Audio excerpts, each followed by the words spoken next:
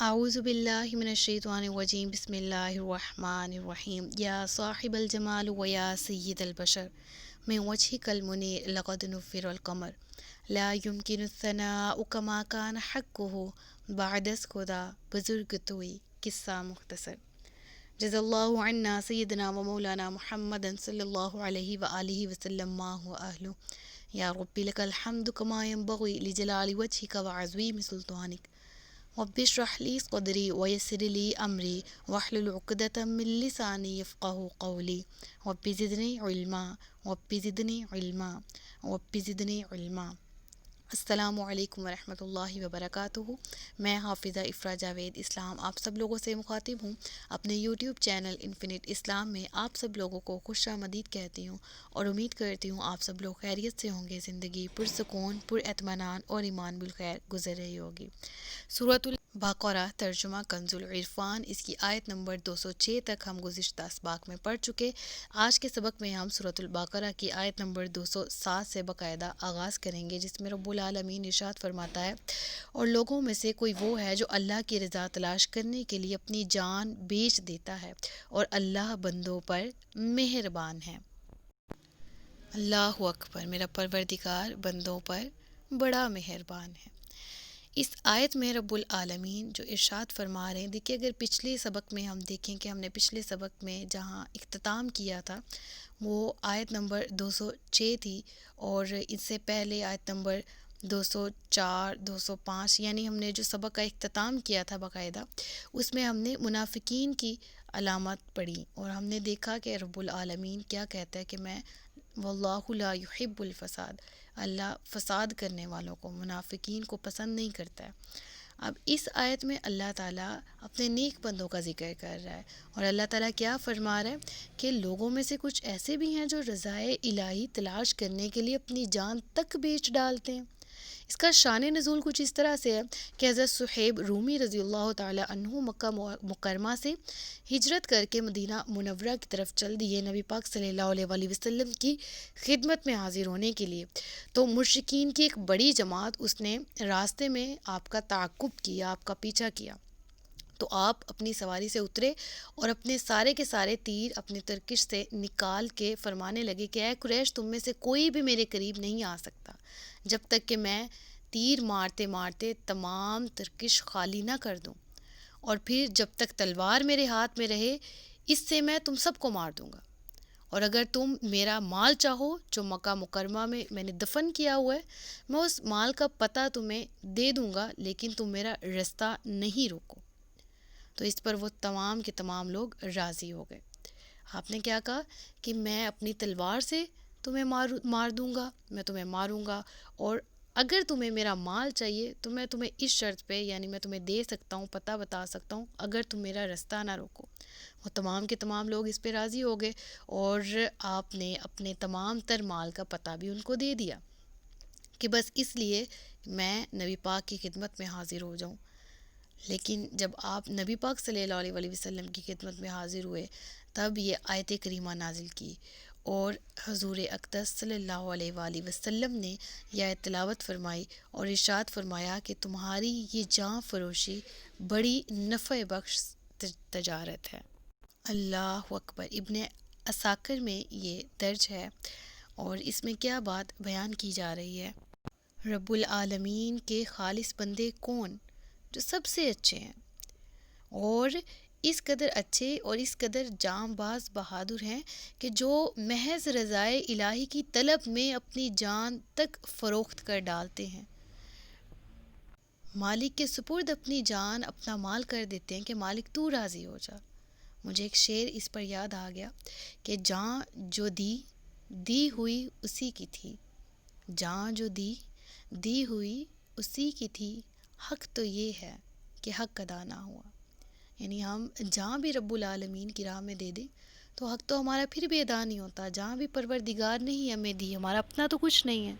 لیکن اللہ کیا کہتا ہے؟ اللہ کہتا ہے یاد رکھو کہ اگر تم میری رضا کے لیے اپنا سب کچھ قربان کرنے کو تیار ہو تو اللہ بھی تم پر بہت زیادہ مہربان ہو جاتا ہے۔ تو رب العالمین کے لیے جو جان دے دی جائے، جو دین محمد کے لیے جان وقف کر دی جائے، جو رسول اللہ کے عشق کے لیے اپنی زندگی وقف کر دی جائے، تو اس سے بڑھ کر اور کیا بات ہو سکتی ہے کہ رضائے الہی کا ساتھ ہمیں نصیب ہو سکتا ہے۔ تو رب العالمین جو اس آیت میں بیان کر رہا ہے، ہمیں سیکھنے کی، سمجھنے کی ضرورت ہے۔ اللہ کہتا ہے کہ میں ایسے بندوں پر بہت مہربان ہو جاتا ہوں، اور اللہ تبارک و تعالیٰ کہ ہاں اس بندے کی بہت عزت ہے جو اپنے آپ کو سپرد الہی کر دیتا ہے، جو اپنی زندگی کو وقف کر دیتا ہے جیسے مالک راضی ویسے گزارنے میں۔ تو اللہ تعالیٰ ہم سب کو بھی ایسا عشق عطا کرے، ایسی زندگی عطا کرے، ایسی موت عطا کرے جو رضائے الہی پر ہو۔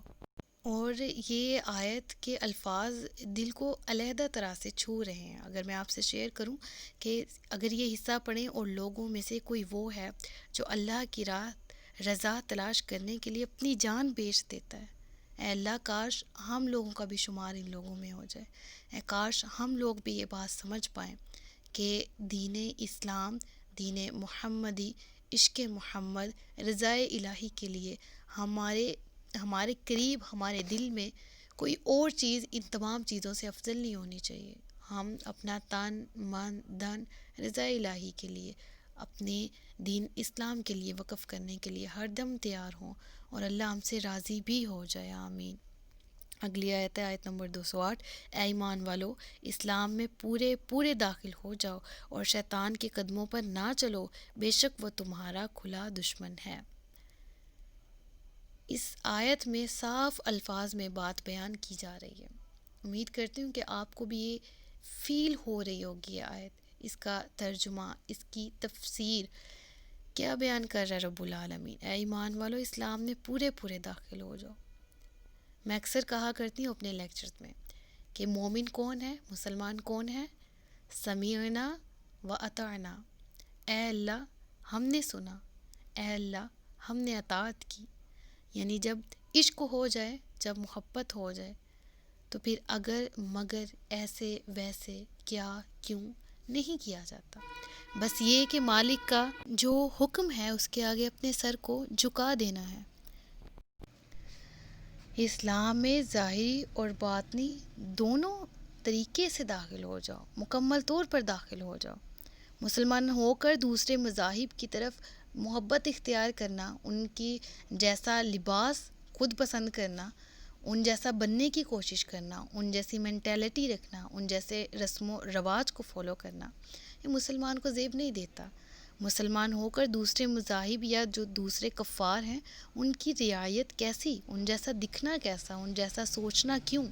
مضبوط مسلمان بنو، ایسا مسلمان جو صرف اور صرف قرآن پر عمل کرتا ہے، حدیث پر عمل کرتا ہے، سنت پر عمل کرنے والا، ایسا مضبوط مسلمان جو صرف اور صرف راہ حق کی پیروی کرنے والا ہے۔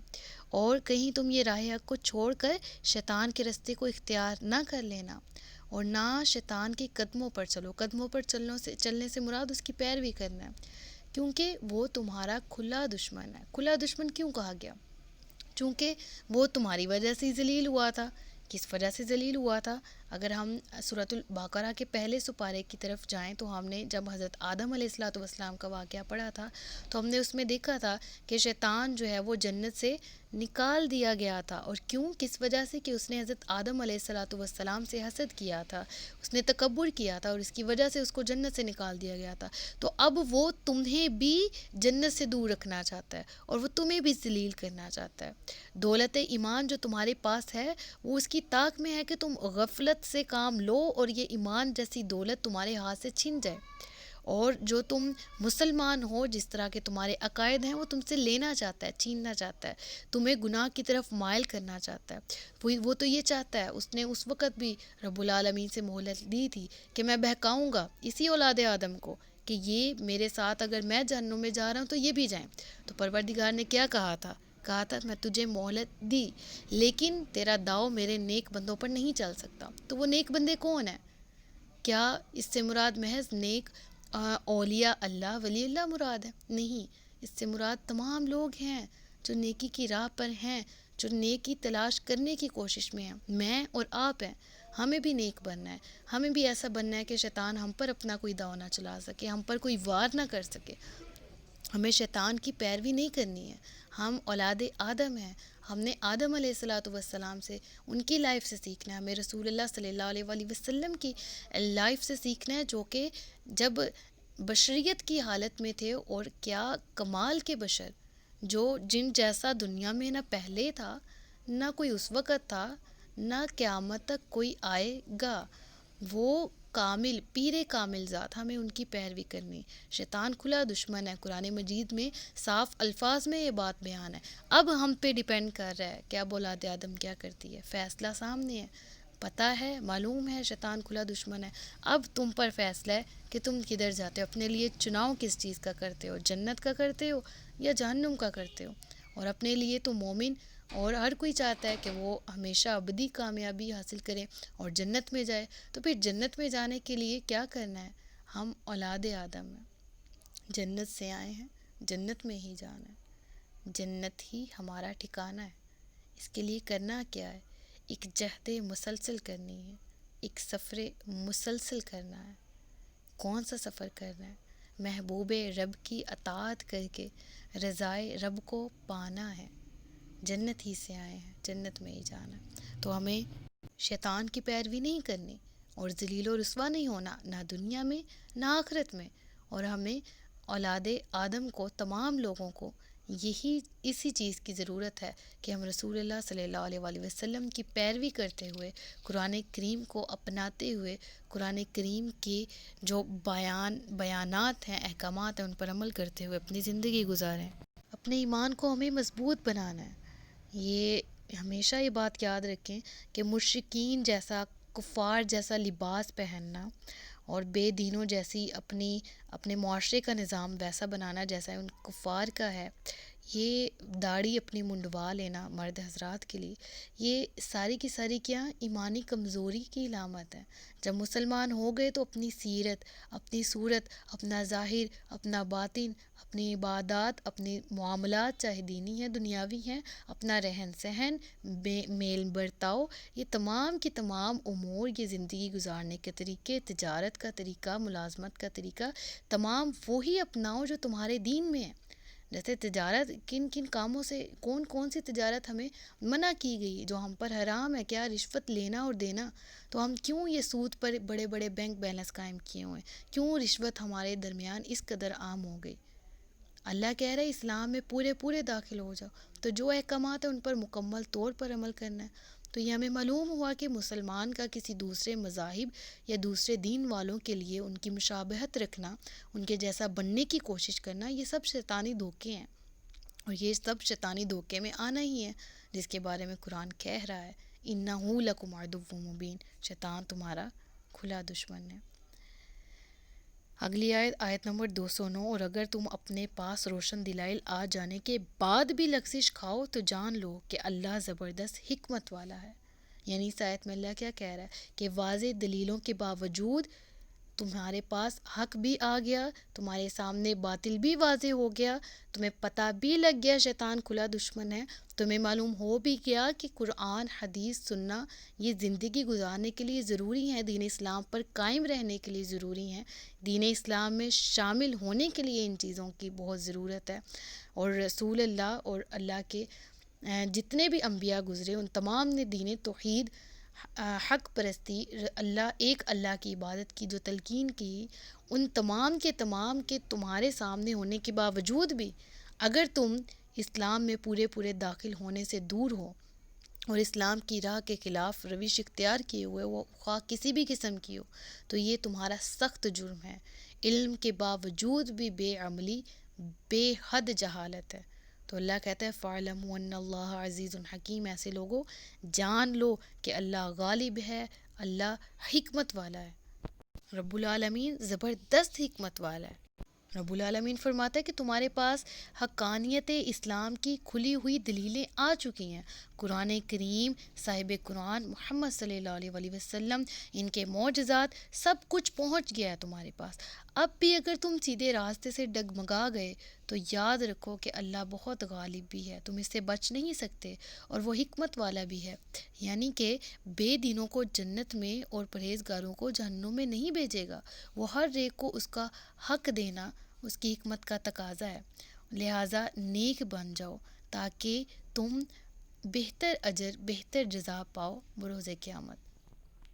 اللہ تبارک و تعالی ہم سب کو کامل مومن بنائے۔ آیت نمبر 210 اور یہاں پر رکوع کا بھی اختتام ہو رہا ہے۔ اللہ تبارک و تعالی ارشاد فرماتا ہے هل ينظرون الا ان ياتيهم الله في ظلل من الغمام والملائکۃ وقضی الامر والى اللہ ترجع الامور۔ اللہ فرماتا ہے لوگ تو اسی چیز کا انتظار کر رہے ہیں کہ بادلوں کے سایوں میں سے ان کے پاس اللہ کا عذاب اور فرشتے آ جائیں اور فیصلہ کر دیا جائے اور اللہ ہی کی طرف سب کام لوٹائے جاتے ہیں۔ یعنی رب العالمین کیا فرما رہا ہے کہ اے نبی صلی اللہ علیہ وآلہ وسلم، یہ کفار اسلام کی حقانیت، اس کے دلائل سن کر، صاحب قرآن کو دیکھ کر بھی ایمان نہیں لا رہے، تو اب یہ صرف اسی کے انتظار میں ہیں کہ عذاب کے بادل ان پر چھا جائیں، جنہیں یہ رحمت سمجھ کر خوش ہوں، اور اس سے ان پر عذاب بھی آ سکتا ہے، اور عذاب بھی آئے اور عذاب کے فرشتے ان پر اتر پڑیں، اور جب عذاب کے فرشتے ان پر اتریں تو ان کا کام تمام کر دیا جائے، کیونکہ عذاب کے علاوہ تو اب کوئی چیز ان کو ہدایت نہیں دے سکتی، لیکن عذاب کو سامنے دیکھ کے، موت کو سامنے دیکھ کے ایمان لانا بھی بالکل بیکار ہے۔ تو تمام کاموں کا رجوع اللہ عز و جل ہی کی طرف ہے۔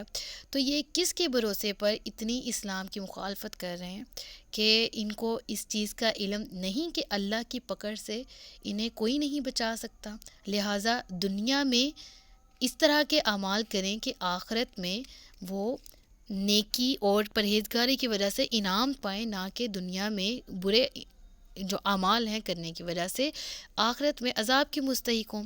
تو اللہ تبارک و تعالی ہم سب کو اپنے غضب اور غصے سے بچائے اور ان آیات کو صحیح معنوں میں سمجھنے کی، ان کا مفہوم سمجھنے کی اور ان پر عمل کرنے کی توفیق عطا فرمائے۔ تو بس یہی درس ہدایت اس آیت سے جو ہمیں سیکھنے کو ملتا ہے وہ یہی کہ اس چیز کا انتظار کریں کہ اللہ کی پکڑ سخت ہو جائے، ان بطش ربک لشدید، وہ سخت پکڑ کا انتظار ہے ہمیں بھی، یا ہمیں بھی کوئی بڑے دھچکے کا انتظار ہے، جو ہم دین کی طرف واپس لوٹ کے نہیں آ رہے، جو ہم قرآن کو نہیں تھام رہے، جو ہم دین اسلام کی حقانیت کو جانتے ہوئے بھی اس پر عمل نہیں کر رہے۔ اور جب اللہ تبارک و تعالی عذاب نازل فرمائے یا جب موت آ جائے اور اس وقت توبہ کریں، یا جب موت آئے تو بے ایمان لوگ اس وقت ایمان لے آئیں، تب کی توبہ بھی قبول نہیں ہے موت کو سامنے دیکھ کے، اور نہ ہی کسی غیر مسلم کا ایمان لانا قبول ہے۔ اللہ تعالیٰ سے دعا ہے کہ اللہ تعالیٰ ہمیں صحیح معنوں میں مومن بنائے، ویسا جیسا وہ چاہتا ہے، ویسا جیسا اس کا محبوب محمد مصطفیٰ صلی اللہ علیہ وآلہ وسلم چاہتے ہیں، ہمیں ویسا پیارا امتی بننے کی اللہ توفیق عطا فرمائے۔ صدق اللہ العلی العظیم وصدق رسولہ النبی الکریم ونحن علی ذلک من الشاہدین والشاکرین وما علینا الا البلاغ المبین۔ سچ فرمایا اللہ نے جو عظمت والا ہے۔ اللہ تبارک و تعالیٰ سے دعا ہے کہ میرے پڑھانے میں جان بوجھ کر یا انجاننے میں کوئی غلطی یا کوتاہی ہو گئی ہے تو رب العالمین مجھے معاف فرمائے اور ہم سب کو دین اسلام کی پیروی کی توفیق عطا فرمائے۔ اپنا خیال رکھیے گا، اپنے سے زیادہ دوسروں کا۔ تاجدار ختم نبوت زندہ باد، پاکستان ہمیشہ زندہ باد۔ السلام علیکم ورحمۃ اللہ وبرکاتہ۔